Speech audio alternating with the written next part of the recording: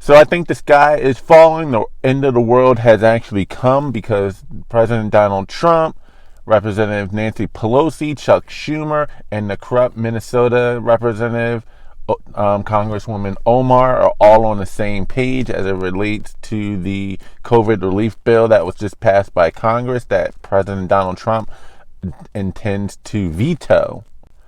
By the way, don't forget to subscribe to this channel to support independent content and media and fight against the algorithm that is trying to censor any alternative voices as opposed to promoting mainstream media voices and or narratives such as ABC. So go ahead, subscribe to this channel. Also, don't forget to like this video, comment on this video, share this video.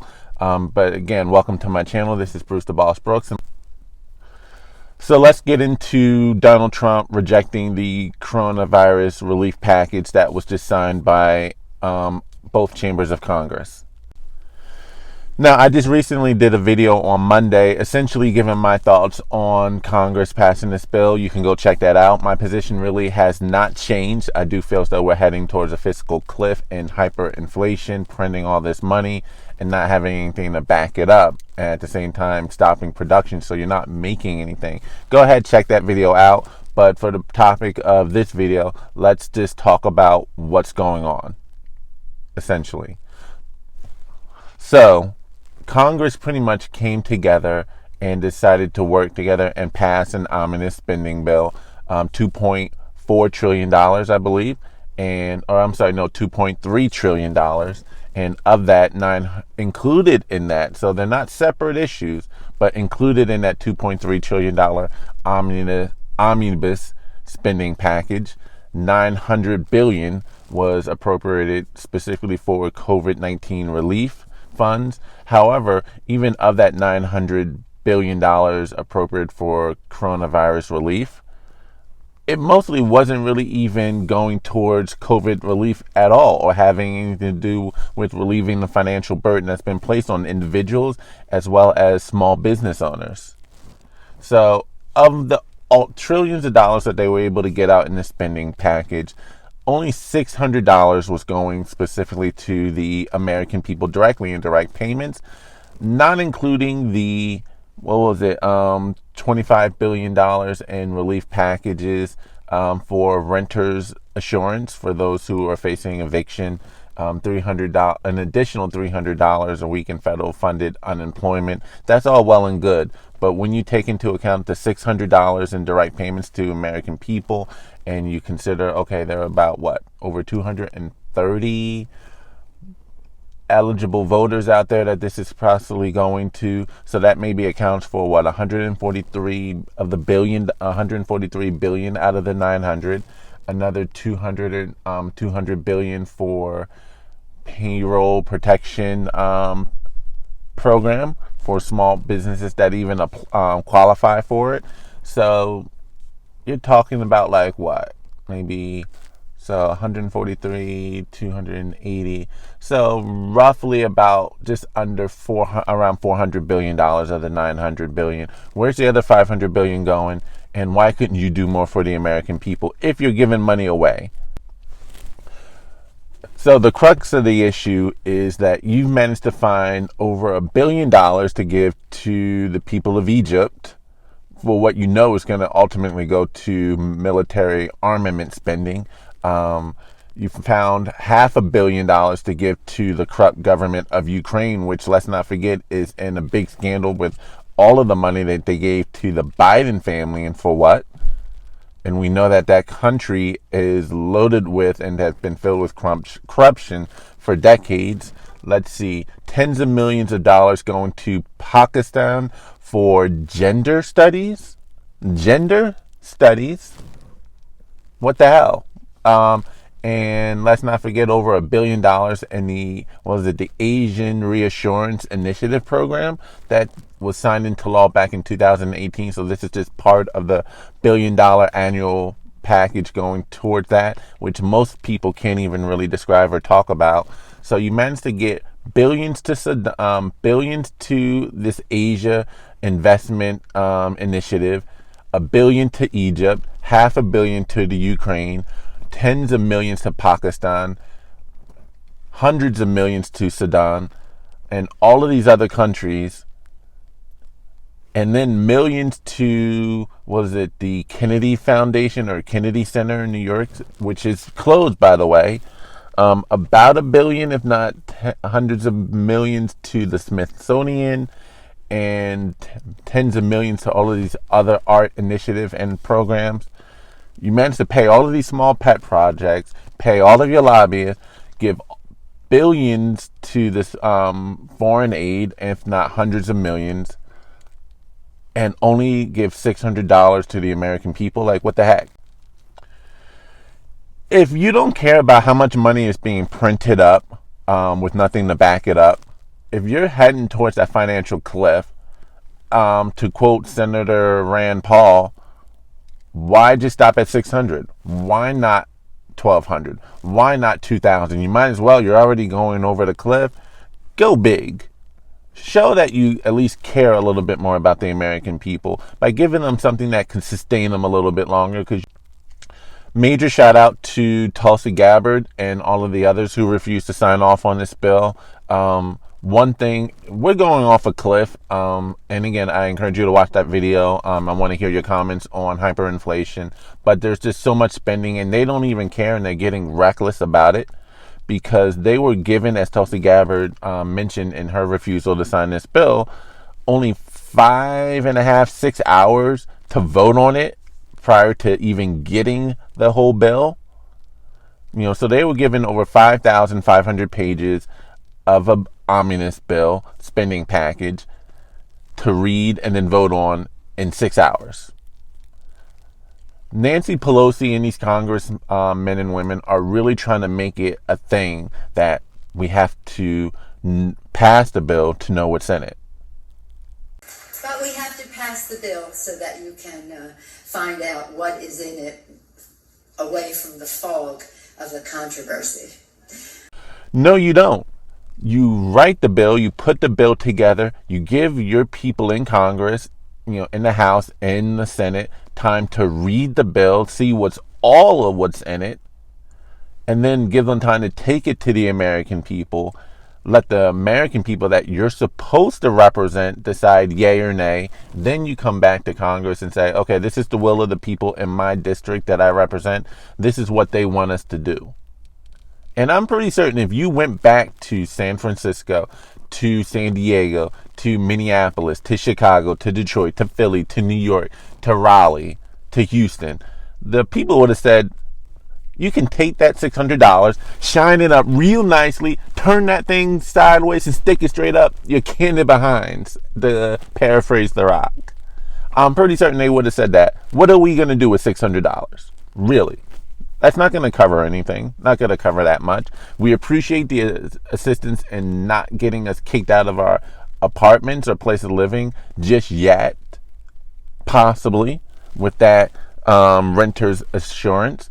We appreciate the child care money you're sending, throwing that way a little bit, whatever that means. We appreciate, for those of us who lost our jobs, the additional $300 a week in federal unemployment. That's really going to go a long way with on top of the state unemployment checks that they were getting. But $600, really? That's a joke? You really don't care? President Trump essentially put it back in the hands of the Republicans because it looks like the Democrats are all on board. It looks like Nancy Pelosi, Chuck Schumer, and even Omar are like, hey, we want more money too. We want $2,000 for the people. We're all for that. In fact, I believe Omar put out a tweet recently that said, hey, I'm down. I'm game. I'll call your bluff. Why don't we put together a singular package? Let's forget about all of this pork spending that's going to programs that really don't even need it. We're trying to sneak all these pet projects in to this bill under the guise of let's help the American people. Yeah, we'll throw a little something in there and say this is for COVID relief, but we're actually including pet projects in there, and we're able to get tens of millions for our little projects. Let's just do a standalone bill directly related to and dealing with COVID relief and helping those who are financially struggling from these lockdowns that were imposed by us. She said, I'm game. Now it's up to Mitch McConnell and a lot of these Republicans say, okay, let's see what we're going to do for the American people. For all of these Republicans that want to talk fiscal responsibility, how can you say that you're trying to be fiscally responsible, not increasing the debt and add to the hyperinflation, which I'm all for, but how can you say that and all the while agree to pass a bill that included so much pork spending? Again, billions to Egypt, almost $1 billion, $500 million to Ukraine, hundreds of millions to Sudan, $1 billion to this Asian reassurance program, whatever. How can you really say that you really care about the American people, but snuck in all of this extra spending to these other programs as opposed to getting as much of the money directly to the American people? Of that $900 billion, that $2.3 trillion package that you signed, how come you couldn't squeeze as many of the pennies as you could, as many of the dollars you could to the American people? Screw the foreign aid. Not that we don't care about what's going on in the rest of the world, but you need to take care of your people first, because if you collapse, you won't be in a position to help all of those other countries. Not that we really need to even put a priority on gender studies to begin with in Pakistan.